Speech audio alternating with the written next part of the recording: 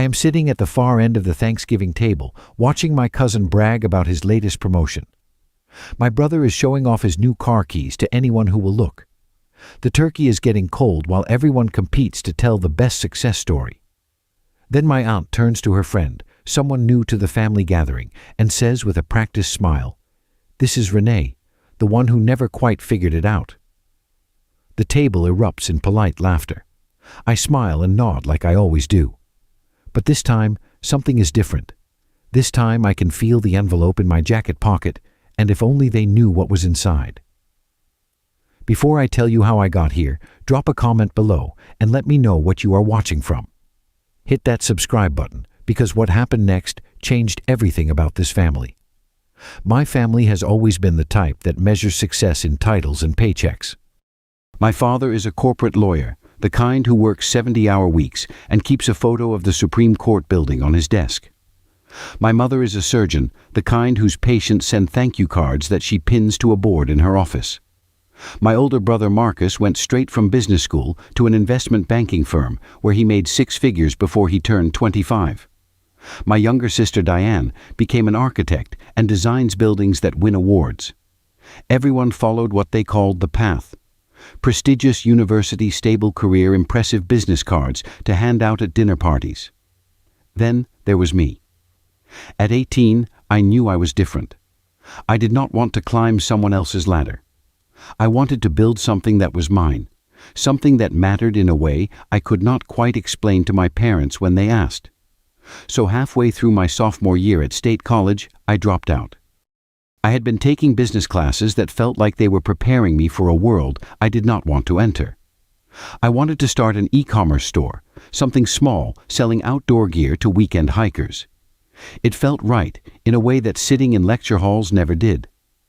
My family's reaction was immediate and loud. My father sat me down in his study and spoke to me like I was a client who needed legal advice. My mother cried and asked where she went wrong. Marcus called me from New York and told me I was throwing away my future. Diane, who was still in high school, just looked confused, but I was 20 years old and convinced I knew better. I thought passion and work ethic would be enough. The store failed in 8 months.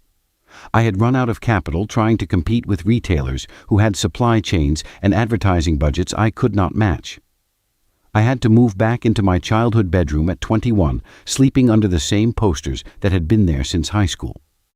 I got a job at a coffee shop working the morning shift, making lattes for people on their way to the kind of jobs my family thought I should have. In the evenings, I tried to figure out what went wrong and what I could try next.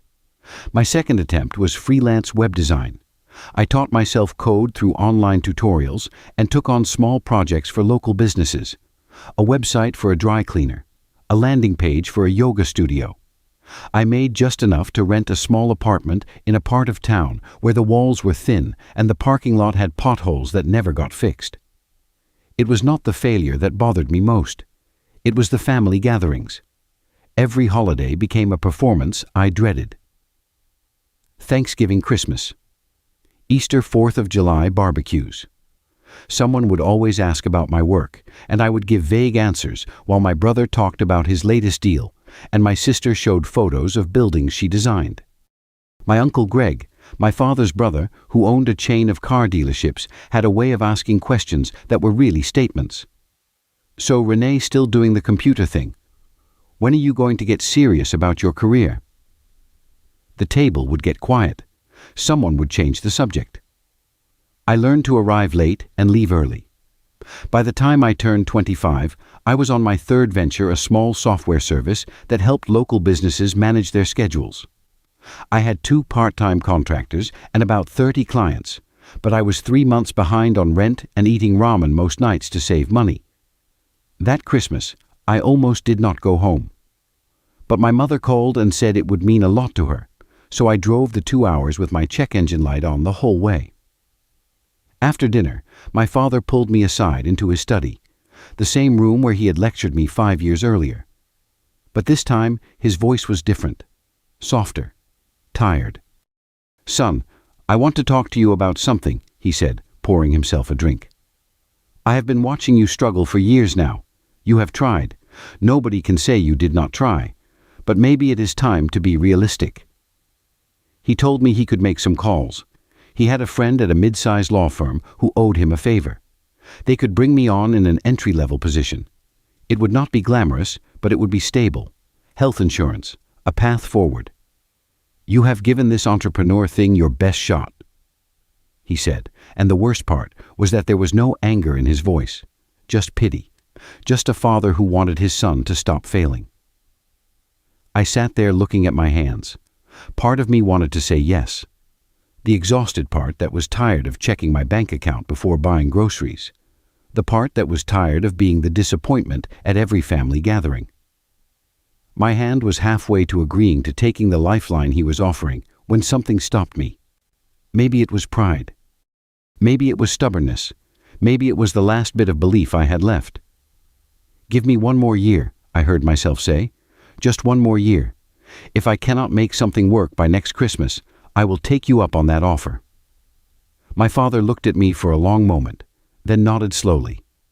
It was the nod of someone humoring a child who will not let go of a broken toy. "1 year," he said. "Then we are having this conversation again." 3 months after that Christmas conversation, I was working the morning shift at the coffee shop when everything changed. 2 regular customers, both small business owners, were sitting at the corner table complaining about their inventory management systems. One owned a boutique clothing store. The other ran a small chain of pizza restaurants. They were both paying thousands of dollars a month for software that was too complicated and had features they never used. "I just need to know what I have in stock and when to order more," the clothing store owner said. "Why does that require a degree in computer science to figure out?" I finished making their drinks and could not stop thinking about that conversation. For the next 2 weeks, I researched everything I could find about inventory management software. The market was dominated by massive companies selling enterprise solutions to big corporations. But there was a gap. Small businesses with under 50 employees did not need all those features. They needed something simple and affordable. I used the last $2,000 in my savings account and maxed out my only credit card. I found a developer overseas who was willing to work for a small upfront fee and an equity stake in whatever we built. We spent 4 months building a minimum viable product, something basic but functional. I tested it myself, tracking inventory for the coffee shop where I worked. My boss let me use the system for free in exchange for feedback. The family did not know about any of this. I had learned my lesson about sharing my plans before they materialized. At Easter dinner that year, I was quieter than usual. My cousin asked if I was still doing the tech stuff, and I just shrugged and said I was figuring things out. I saw my mother and father exchange a look across the table. The look said everything. They thought I had given up. They thought I was finally accepting reality. It was easier to let them think that. My first real customer was the owner of a local bakery. I charged her $100 a month, which was barely enough to cover server costs, but she loved how simple the system was. She told another business owner who told another. Word of mouth started slowly, like water finding cracks in concrete. By the end of the first year, I had 12 customers. I was not making a profit, but the software was working and people were willing to pay for it. Family gatherings became strange during this period. I had become invisible. They stopped asking about my work because they assumed there was nothing to tell. At one Easter dinner, I got up to get a drink and overheard my mother on the phone in the kitchen. She was talking to someone, maybe her sister, and said, "We just do not talk about Renee's career anymore. It is easier that way." I stood in the hallway frozen, holding an empty glass. That hurt worse than any of the jokes or the lectures. I had become the family embarrassment they dealt with through silence. But the numbers kept growing. Month 15 brought 40 customers. Month 18 brought 90. I reinvested every penny back into the business. Better servers, so the system ran faster. A part-time customer service person, so I could focus on development. I kept working at the coffee shop to pay my rent because I refused to touch the business money. I was living 2 lives, and nobody knew about the second one. Something shifted in year 2. One of my customers was a woman who owned a small regional restaurant chain, 15 locations across 3 states. She implemented my software across all of them and wrote a testimonial that I put on my website. That testimonial was like gasoline on a small fire. Suddenly, I had 300 customers. Suddenly, I was getting emails from business owners I had never heard of asking for demos. I quit the coffee shop. I hired a small team, 4 people who worked out of a shared office space that smelled like old coffee and had furniture from the 1980s. By year 3, we moved into an actual office. We had revenue of $1.2 million annually. I was finally paying myself a real salary, but I kept living in the same small apartment and driving the same car that needed a new transmission. I saved and reinvested everything because I had been poor too many times to trust that this was permanent. The family still assumed I was struggling because my lifestyle had not changed. At Thanksgiving that year, my brother showed up in a new Mercedes and talked about his bonus. I showed up in my Honda Civic with duct tape holding the side mirror on. They saw what they expected to see. I was still Renee, still figuring things out, still not quite getting there. In the 3rd month of year 4, I got an email that did not look like my usual customer inquiries. It was from a senior vice president at a major software company, one of the big names that everyone knows. They had been tracking my customer growth and wanted to set up a call. I assumed they wanted to partner or maybe acquire some of my technology. I did not assume they wanted to buy the whole company. The first meeting was in their headquarters, a glass building downtown, where everyone wore expensive shoes and talked in acronyms. They offered $800,000. I said no before the meeting was over. I knew my metrics. I knew my growth rate. I knew what I had built was worth more than that. The vice president looked surprised, then smiled. He said he liked that I would not cave and asked what I thought was fair. We met 3 more times over the next 5 weeks. Each meeting was in a different conference room with a different view of the city. We negotiated hard.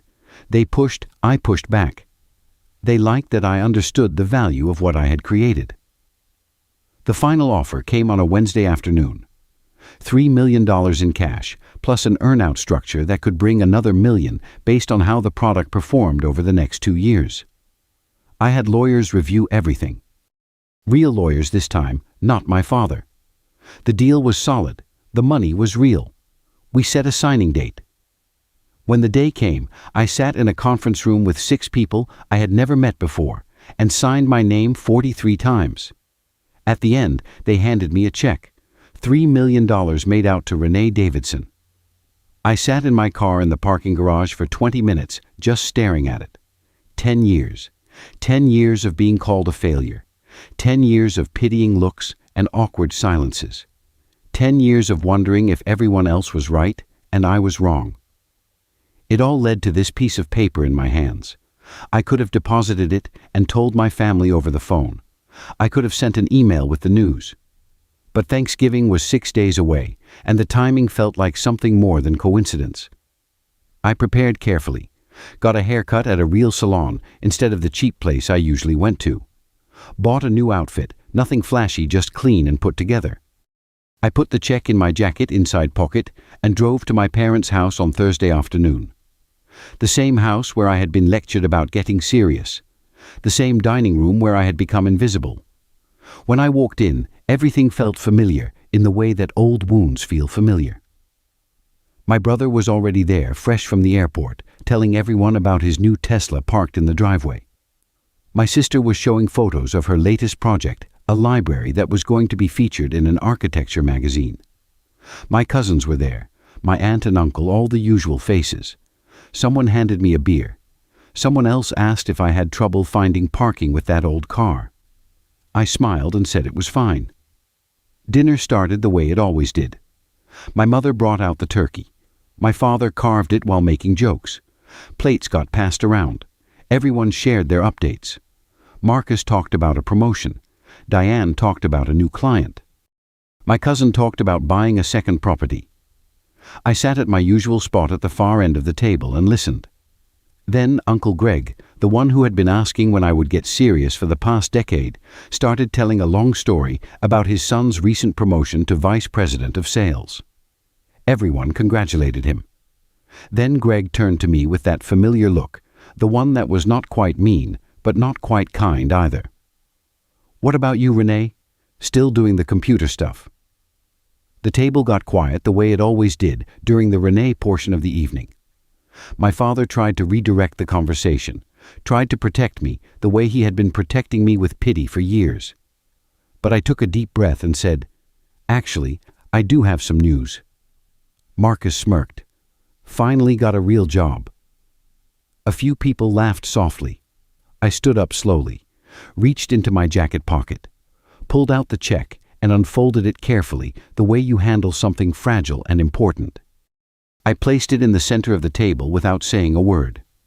I watched their eyes find it, watched confusion cross their faces as they tried to understand what they were looking at. Uncle Greg leaned forward. My mother's hand flew to her mouth. My father picked up the check like it might disappear if he held it too tightly. "Is this real?" he asked. His voice sounded far away. I nodded. "Sold my company last week. That is my half after taxes and paying back investors." The table exploded. Everyone talking at once, questions flying like birds startled from a tree. "What company? How long? Why did you not tell us?" My brother sat frozen with his fork halfway to his mouth. My sister jumped up and hugged me, half laughing and half crying. Uncle Greg backtracked so fast it would have been funny if it was not so predictable. "I always knew you had potential," he said. "I was just pushing you to bring out your best."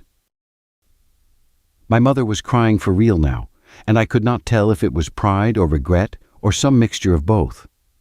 My father pulled me aside after the chaos died down a little. We stood in the same study where he had offered me that entry-level position 5 years earlier. "Why did you not tell us you were doing so well?" he asked.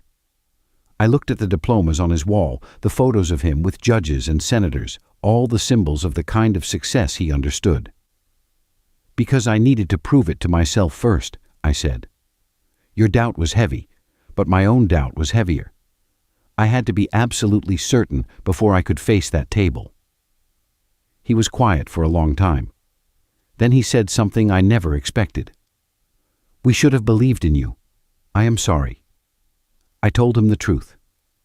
"You gave me what I needed. You gave me something to prove." The weeks after Thanksgiving were strange. Suddenly everyone wanted to have lunch with me to hear the whole story, to understand how I did it. Some of it was genuine.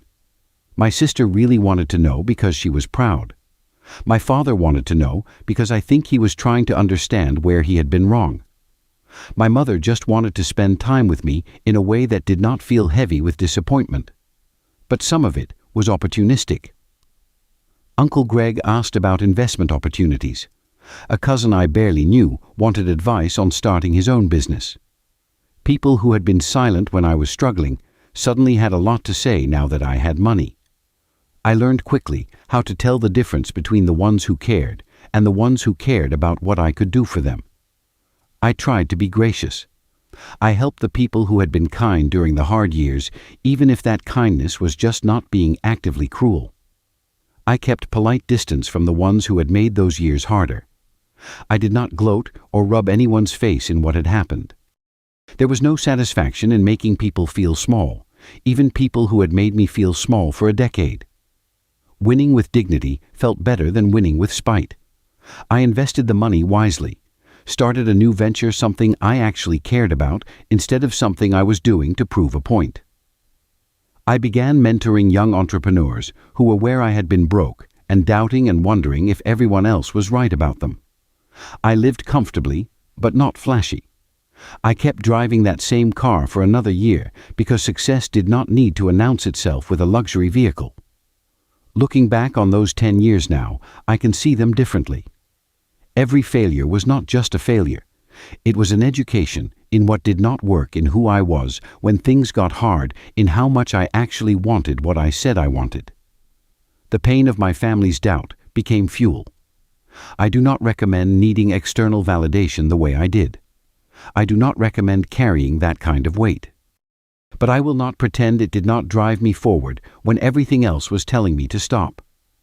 The real lesson was never about proving them wrong. It was about proving myself right.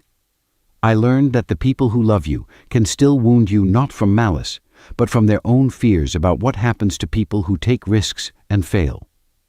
They saw my struggles and projected their own fears onto me. Their so-called realism was their limitation, not mine. They were trying to protect me from pain by encouraging me to choose safety, but safety would have killed something essential in me. The hardest part of those 10 years was not building the business. It was maintaining belief in myself when everyone around me had lost belief in me. It was showing up to family gatherings knowing I would be the one they pitied or joked about. It was the morning I overheard my mother say it was easier not to talk about my career. That morning, I almost quit. I almost called my father and took that job offer. But something stubborn in me would not let go. If you are building something right now and everyone thinks you are crazy, you might be onto something real. Or you might actually be crazy. The only way to know is to keep building. The only way to find out if your voice is louder than their doubts is to listen to it. When listening is the hardest thing you can do. Success tastes sweetest when you have swallowed enough failure to know the difference. That check was not just money. It was proof that the voice inside me, the one that said, keep going when everything else said, stop, was right all along. I am grateful for the struggle now in a way I could not have been while I was in it. The easy path would not have taught me what I needed to know about persistence and belief and the difference between confidence and arrogance. Easy success makes you wonder if you deserved it. Hard-won success makes you know that you built it with your own hands and your own stubborn refusal to accept other people's limits as your own. I still go to Thanksgiving. I still sit at that table with my family. My brother and I have gotten closer now that he does not see me as the family embarrassment. My sister and I talk about business, and she asks good questions. My parents are proud in a way they were not before, and I have made peace with the fact that their pride is conditional on understanding what I do. Uncle Greg still tells long stories, but now he asks my opinion afterward, like it matters. But when I am quiet at that table now, it is different. I am not quiet because I am ashamed or because I have nothing to say. I am quiet because I have nothing left to prove. The check is deposited. The company is sold. The years of doubt are behind me. I am quiet because I finally learned that the loudest success is the kind that does not need to announce itself. I am quiet because I know something now that I did not know when I was 20 and dropping out of college with dreams bigger than my bank account. I know that other people's opinions of you are just stories they tell themselves, and you do not have to live inside their stories. You can write your own. So if you are the one at your family table who has not figured it out yet, the one they introduce with apologies or awkward silences, keep building. Keep showing up. Keep listening to the voice that says you are onto something even when everyone else has stopped listening. Your Thanksgiving might be coming. Your check might be closer than you think. And when it arrives, you will understand that the victory was never about the money. It was about becoming the person who could earn it. What is your story? Have you ever been underestimated by the people closest to you? Drop a comment and let me know. If this story hit home for you, hit that like button and share this with someone who needs to hear it today. Subscribe because I will keep sharing stories about people who kept going when everyone told them to stop. Thank you for listening to mine. I hope your next family gathering is the one where everything changes.